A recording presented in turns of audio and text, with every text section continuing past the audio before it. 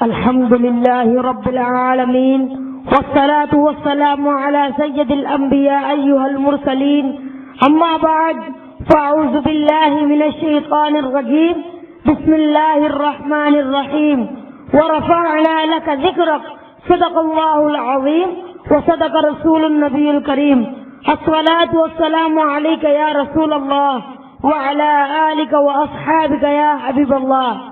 آج سے 1400 برس پہلے جب آفتاب روحانیت کی کرنیں مار پڑ چکی تھی، مارتاب معرفت کی ٹھنڈک اپنا اثر کھو بیٹھی تھی اور سرزمین روحانیت بنجر ہو چکی تھی، ستم بالا ہے. ستم یہ ہے کہ خود خانہ کعبہ میں 360 پتھر کے بت رکھے ہوئے تھے جن کے سامنے اس وقت کا انسان سجدہ ریز ہوتا تھا.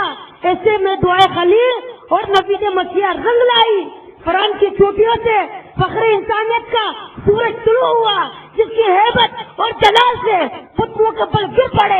ایران کے آتش قطعوں میں ہزاروں سال سے جلتی آگ ٹھنڈی پڑ گئی اور روحانیت کی مردہ زمین میں زندگی کے آثار نمودار ہوئے. یعنی 12 ربیع الاول کو ہمارے پیارے آقا اس دنیا میں تشریف لائے. حضور صلی اللہ علیہ وسلم نے اس دنیا کو کیسی بسمن جہاز سے کیا. چالک کی کالی رات میں ان کی شمع روشن کی اور اپنے ہاتھ شہناز طالب سے اہل علم کی قسمتیں بدل کر رکھی.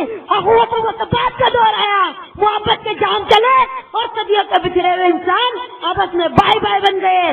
آپ صلی اللہ علیہ وسلم کے آنے سے جبھی کو سجدہ مل گیا، سجدے کو تہجد مل گیا، نماز کو سحر مل گیا، بے قرار کو قرار مل گیا، بے سہاروں کو سہارا مل گیا.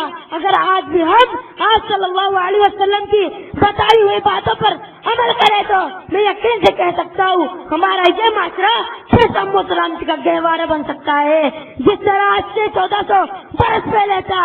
کیونکہ اللہ تعالیٰ کا یہ وعدہ آج بھی قائم ہے کہ محمد سے وفاتون ہے تو ہم تیرے ہیں، کہ محمد سے وفاتون ہے تو ہم تیرے ہیں. یہ جہاں چیز ہے کیا لوح قلم تیرے ہیں، یہ جہاں چیز ہے کیا لوح قلم تیرے ہیں. وآخر دعوانا ان الحمد للہ رب العالمین.